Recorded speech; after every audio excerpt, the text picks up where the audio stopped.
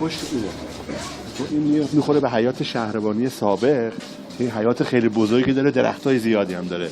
اونجا این سلوله.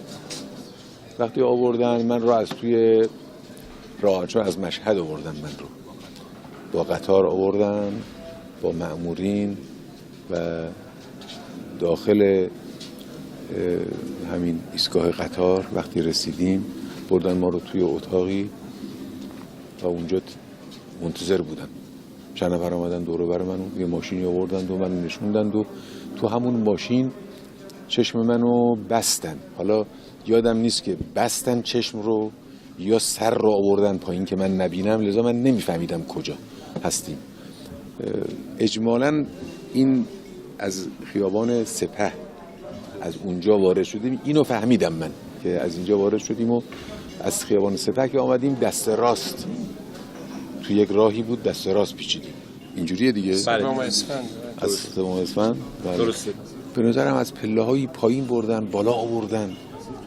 بله خیلی مسیر طولانی از پله‌های پایین رفتیم آمدیم بالا تا بالاخره رسیدیم به این اتاق افسر نگهبان که ما اینجا افسر نگهبان بود و اون دوتا مأموری که من رو از مشهد آورده بودن اینجا با من خداحافظی کردن. اونا هم بودن اینجا، حالا با یه ماشین دیگه ای مثلا آمده بودن، از من خداحافظی کردند و عذرخواهی کردند و چه لباسای ما رو گرفتن و یه لباس زندان پوشوندن و رفتیم داخل. یه سلول هم که بودیم خیلی از شبها شاید تا صبح، حالا با خوابمون میبرد نمیفهمیدیم، اما ساعتها صدای فریاد شکنجه شده از یک طرف و فریاد بازجو و شکنجهگر از یک طرف.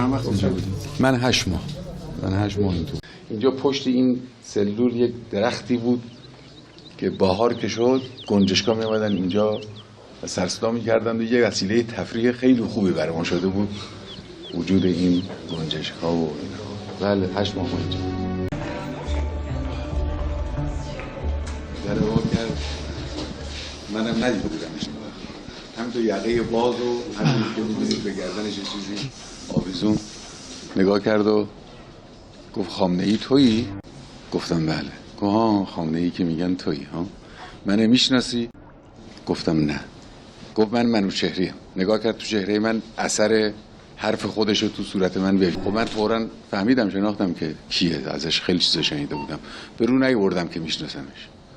بعد گفتش که من تو رو خوب میشناسم، تو همون کسی هستی که مثل ماهی لیز میخوری از دست بازجو خارج میشی و کارای تو دونه دونش هیچی نیست اما مجموعش خدا میدونه چی. گفت بنویس.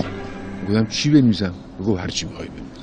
یعنی بله میخواست که نه، میخواست شرح حال.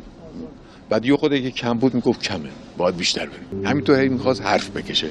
این شگرد بازجوییشون بود. تو این سلول 4 نفر بودیم، من بودم و اون 3 نفر. یکیش همین آقایی بود که زنش اینجا. گفتیم یه فکری بکنیم که این از زنش خبری پیدا کنه. میدونستیم که اینجاست زنش.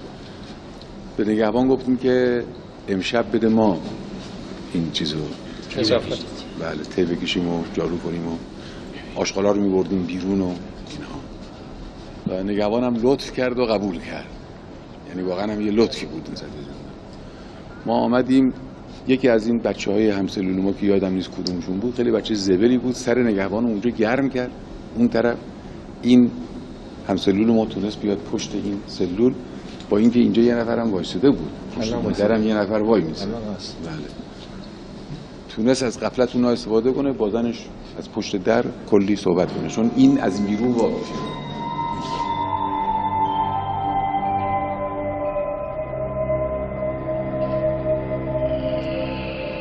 تو همین اتاق گفتش که ایشون خیلی کمک کردن به اینکه شما زودتر مسئله‌تون تمام بشه.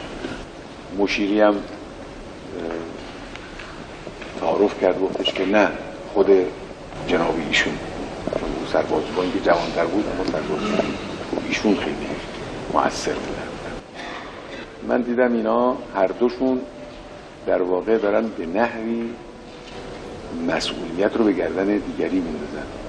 مسئولیت چی رو میخوان هر کدوم بگن که این یکی آدم مؤثری است تو این دستگاه، من هیچ کارم. یعنی در تلقی من از حرفای اینا و چیزی که به حسب ظاهر به عنوان تعارف با هم تبادل میکردن این شد که این میخواد بگه که من تو این دستگاه کاری نیستم، اونم میخواد بگه متقابلا که نه، اتفاقا ایشون همه کار است، من کاری نیستم.